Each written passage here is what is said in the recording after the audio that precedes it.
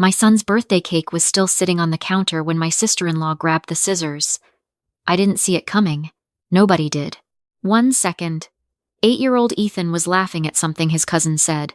His paper crown slightly crooked on his head, chocolate frosting on his chin. The next second, my sister-in-law Dana was standing behind him with a pair of craft scissors she'd grabbed from the activity table. And before I could even process what was happening, she snipped off a chunk of his hair right at the front, above his forehead, and held it up like a trophy.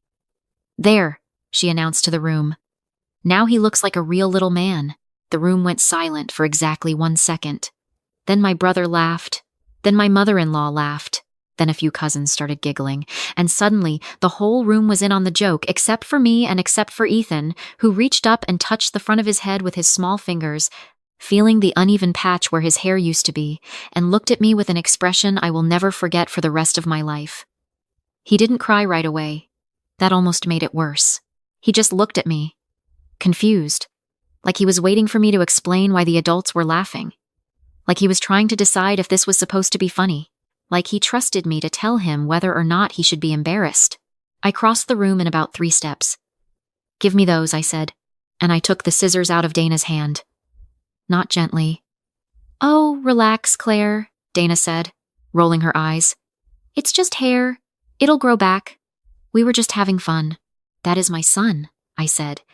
My voice was very quiet. I've learned over the years that when I get very quiet, it means something different than when I get loud. "You do not touch my son without asking me, Claire." That was my brother Marcus, stepping forward with his hands out like he was mediating a hostage situation. "She was just playing around. Don't make this into a whole thing." "She cut his hair, Marcus. It's a tiny piece. You can barely even—" She cut my son's hair at his birthday party without asking anyone's permission, and everyone in this room laughed at him. I looked around. My mother-in-law was suddenly very interested in her paper plate. My mother was looking at the floor. 2 aunts had developed an urgent need to refill their drinks. The only person who met my eyes was my father-in-law, and he just shrugged. I picked Ethan up. He was getting heavy, 8 years old and all legs, but I picked him up anyway, and he buried his face in my shoulder, and that's when he finally started to cry. Quiet, hitching sobs that he was clearly trying to hold in because there were people watching. "We're going to go get this looked at," I said to the room. Not to anyone in particular, to all of them. "Looked at?" Dana repeated. "Claire, it's a haircut. I don't know what scissors those are. I don't know where they've been. I don't know if there are any nicks on his scalp." I was already moving toward the door, and since apparently no one here thought any of that was worth considering before they decided to perform a prank on an 8-year-old at his own birthday party, "I'm going to go find out." "You are being so dramatic," my mother said. Those were the words she chose. That was the moment she decided to speak up. I didn't respond. I got Ethan's coat. I got my keys. I walked out the front door of my own house because, yes, it was my house, the house my late husband Daniel had left to me 3 years ago, the house where I had generously allowed my in-laws to host this party because my mother-in-law had begged me, said it would help her feel connected to Ethan, said it would be good for everyone, and I drove my son to the urgent care clinic 6 minutes away. The nurse at the front desk was kind. She got us into a room quickly, probably because Ethan was still sniffling, and I looked like I was about to vibrate out of my skin. The doctor who examined Ethan's scalp found a small abrasion. Not deep, not dangerous, but there a tiny nick along the hairline where the scissors had scraped the skin. She cleaned it, said it would heal fine, and then she asked me in the careful, practiced voice that medical professionals use for certain questions. "Can you tell me how this happened?" I told her. She wrote things down. When she left the room briefly, a different woman came in a patient advocate, she said. She explained that because the injury was on a child and had been caused by another adult in a social setting, the clinic was required to file a report. She said this in a way that seemed like she expected me to argue. I said, "Good. What do I need to sign?" I signed 3 forms. On the drive home, Ethan was quiet for a long time. The late afternoon light was coming through the car window, and he was watching the trees go by. Then he said, without looking at me, "Mom, does Aunt Dana not like me?" I pulled into a parking lot. I turned off the engine. There are some people, I told him, who do things that hurt other people and then laugh about it and call it a joke. And sometimes those people are in our families. That doesn't mean it's okay. It doesn't mean you did anything wrong. And it doesn't mean there is anything wrong with you. I paused. What she did was not okay. And I need you to know that I left the second I could, because you are more important to me than any party. He nodded slowly. Then he said, "My hair looks weird." "It does," I said honestly. "We'll get it fixed tomorrow. The guy at the barbershop is going to have to get creative." That made him laugh a little. Small and tired, but real. When we got home, there were 4 cars still in the driveway. I had assumed naively, apparently, that everyone would have the decency to leave. Instead, I walked into my own kitchen to find my mother-in-law loading the dishwasher, my mother sitting at the table with coffee, Marcus and Dana on the couch in the living room, and my father-in-law asleep in the armchair. "Oh good, you're back," my mother said. "We saved you some cake." I stared at her. "Ethan, sweetheart," my mother-in-law called out. "Do you want to open your presents now? We waited for you." Ethan looked at me. I put my hand on his shoulder. "Ethan is going to go upstairs," I said. "Miss Patterson next door is going to come sit with him. And then I need everyone in this room to listen to me very carefully." I texted my neighbor Joanne.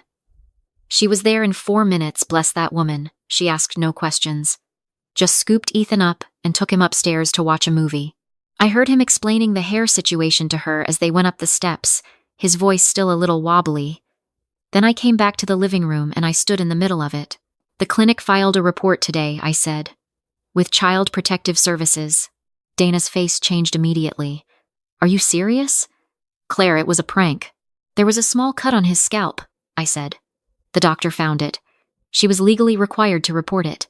"A cut from scissors?" Marcus laughed. "But it was the nervous kind." "That's nothing. That happens when kids play." He wasn't playing. He was sitting in a chair at his birthday party, and an adult snuck up behind him and cut his hair without his knowledge or consent. That is what happened. I am not interested in discussing whether it was meant to be funny. "You're blowing this completely out of proportion," Dana said. She had the particular tone that some people use when they want to make you feel like you're the unreasonable one, calm, measured, with just a hint of pity underneath. We were all having a good time. Ethan was laughing 2 minutes before that. He was not laughing after, I said. He cried in the car. He asked me if you don't like him. That landed. I saw it on a few faces. My mother-in-law set down a dish very carefully. "Oh, he didn't," she started. "He did," I said. "He is 8. He doesn't understand why adults who are supposed to love him would laugh while he was upset. I don't entirely understand it either." I took a breath. "I want everyone to leave now. Tonight. I need you all to go, Claire." My mother stood up. "Let's just all calm down and—" "I am calm," I said. "I want you to leave my house." "This is Marcus's family home," my mother-in-law began. "This is my home," I said clearly. "Daniel left it to me.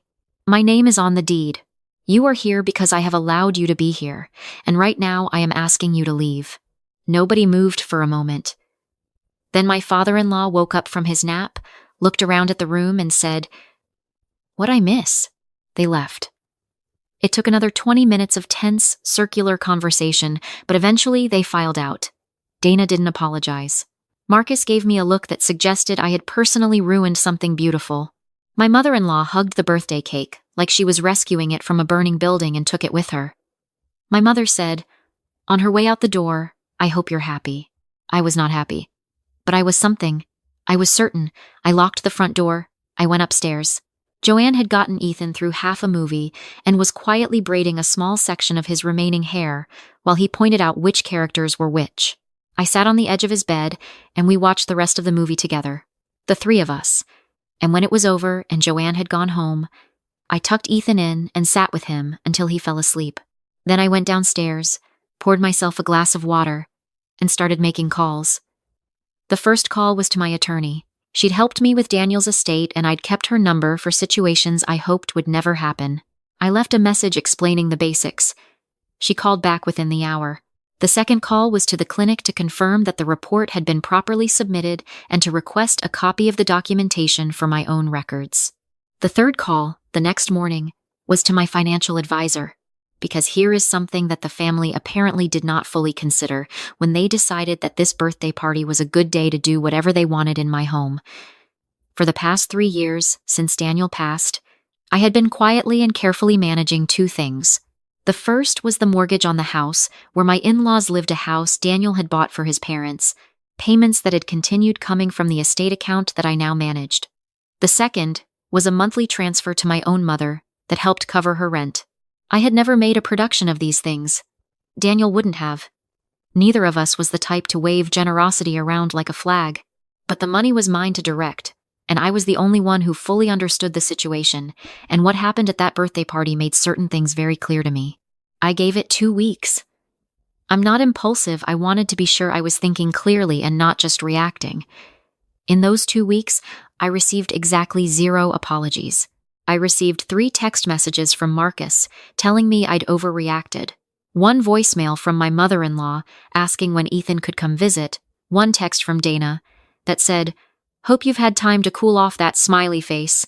I will remember that smiley face," and nothing at all from my mother, except a forwarded article about the importance of keeping extended family connected to children's lives. I also received confirmation that the CPS report had been received, reviewed, and logged. No further investigation was warranted, given that Ethan was in a safe home environment, but the incident was on record. In those 2 weeks, I had a long conversation with Ethan's school counselor because he'd been a little quieter than usual, and I wanted someone to check in with him. The counselor was wonderful. She saw him twice, reported that he was processing things in a healthy way, and gave me some language to use at home. She also noted, gently, that children internalize the reactions of the adults around them far more than we realize, meaning that the fact that I had acted immediately, had left the party, had taken him to be checked out, had named out loud that what happened was not okay, all of that mattered to him enormously. He knew I had chosen him. The barbershop was great, for the record. The barber, a patient man named Roy, who had been cutting hair in our neighborhood for 30 years, took 1 look at Ethan's head and said, "Okay, I see what we're working with," and gave him a short, clean fade that Ethan ended up absolutely loving. He came out of that chair looking like a completely different kid, walking taller, actually. He asked Roy if he could come back every month. Small things, but they mattered. At the end of those 2 weeks, I sent 2 letters. My attorney drafted them, which meant they were precise and unambiguous, and not the kind of thing you could dismiss as someone overreacting. The first letter went to my in-laws. It explained that effective at the end of the month, the mortgage payments from the estate account would be discontinued. The letter outlined the original arrangement, noted that the arrangement had been one of goodwill rather than legal obligation, and recommended that they begin making alternative arrangements. My attorney included the relevant documentation. The second letter went to my mother. It explained that the monthly transfers to her account would be ending on the same timeline, for similar reasons. It was shorter. The reason it was shorter is because I also called her, I owed her, that she was my mother, and we had a long, painful conversation in which she cried and said she hadn't known what to say in the moment, and she should have stood up for Ethan. And she was sorry. I told her I accepted that. I told her the transfers were still stopping, because I needed to make decisions about where my money went based on what I actually saw from people, not what I hoped they would do next time. She asked if she could see Ethan. I told her we'd talk about that. She was the only one who apologized. I want to be fair about that. The response from Marcus and Dana came fast. First, there were phone calls I didn't answer. Then there were texts, Marcus starting measured, escalating to capital letters over about 6 messages. Then there was a group family chat message from my mother-in-law, explaining that I was cutting the family off financially as punishment and asking everyone to reach out to me and make Claire understand that family comes first. I read that message and then I muted the chat. Dana posted something on her social media. I didn't see it directly, but 2 people texted me about it, a cousin on my side and an old friend of Daniel's. Dana had posted a vague but pointed note about how some people use grief and money to control the people around them, and how weaponizing family court systems against innocent people is a form of abuse. She did not name me. She didn't have to. I took a screenshot, sent it to my attorney, and then I closed the app. My attorney sent Dana a letter within the week. I won't go into all the details, but it used phrases like defamatory implications and cease and desist and had my attorney's firm letterhead on it, which I've noticed tends to change the texture of conversations considerably. Dana's post came down within 24 hours. I received no further public commentary. The part that I think about the most, still, is not the party or the scissors or even the things people said to me. It's the 2 weeks after, when Ethan was sleeping and I was sitting downstairs in the quiet house, and I was thinking about the fact that Daniel was not here. Daniel was a gentle, principled man who loved his family and expected the best from them. I genuinely do not know what he would have done that day at the party. He might have handled it differently. He might have been better at navigating the politics of it, smoother, less likely to clear the room. Or he might have done exactly what I did. I'll never know. What I know is that I have been the only adult in Ethan's day-to-day life for 3 years. I have made every call, every judgment, every hard decision about what we do and don't accept into our lives. I have done that in the shadow of a loss that still catches me off guard sometimes when I go to say something to someone who isn't there, when Ethan does something that Daniel would have thought was hilarious and I have no one to tell. And I have decided, through all of that there is exactly one standard I hold myself to. When Ethan looks at me to find out if he's safe, I want the answer to always be yes. That day at the party, he looked at me, and I moved. Everything else follows from that. It's been 4 months. Marcus has not reached out directly. Dana is not someone I think about anymore in any particular way. My mother and I have had several difficult conversations and are in the early stages of rebuilding something. She's seen Ethan twice, and she was warm and appropriate, and I think she genuinely understands what she failed to do that day. My in-laws are renting now. I don't know the details, and I haven't asked. Ethan started 3rd grade in the fall. His teacher says he's one of the most empathetic kids in the class, the one who notices when someone's having a hard day and goes to sit with them. I don't know if that's just who he is, or something he learned from a hard year, or both. Probably both. Last week he came home and informed me that he wants his next haircut to be even shorter because apparently there's a kid in his class with a really cool design shaved into the side, and Ethan has been considering his options. Seriously. I told him we'd talk to Roy. He said, "Roy can definitely do it. Roy can do anything." He's probably right. Roy is very talented. But here's what I want you to take from this story. Whoever is listening, not the logistics of what happened after the letters, the CPS report, the money, the attorney. Those were tools. The important part happened in a split second, in a crowded room, when I looked at my son's face and I understood that no social calculation, no fear of conflict, no desire to preserve the peace, no hope that someone else would step up. None of that was worth more than moving toward him immediately and without hesitation. The people who laughed that day were not bad people in every corner of their lives. I know that. Most of them probably told themselves afterward that it really wasn't a big deal, that kids are resilient, that I overreacted. Maybe some of them still believe that. I genuinely can't spend much energy on it. What I can tell you is that Ethan, at 8 years old, in a parking lot with his hair uneven and his birthday not finished, understood something important. His mother saw what happened, named it clearly, and chose him. He told me about 6 weeks later, out of nowhere, while we were making pancakes on a Saturday, he said, "Mom, I'm glad we left the party." I said, "Me too, bud," he said. "I didn't like that it happened, but I liked that you left right away." I almost burned the pancakes because I needed a moment. Some endings are not dramatic. Some endings are just pancakes on a Saturday, and your kid telling you he felt safe, and you knowing that when it mattered, you did the right thing. That's the ending I'd choose every time.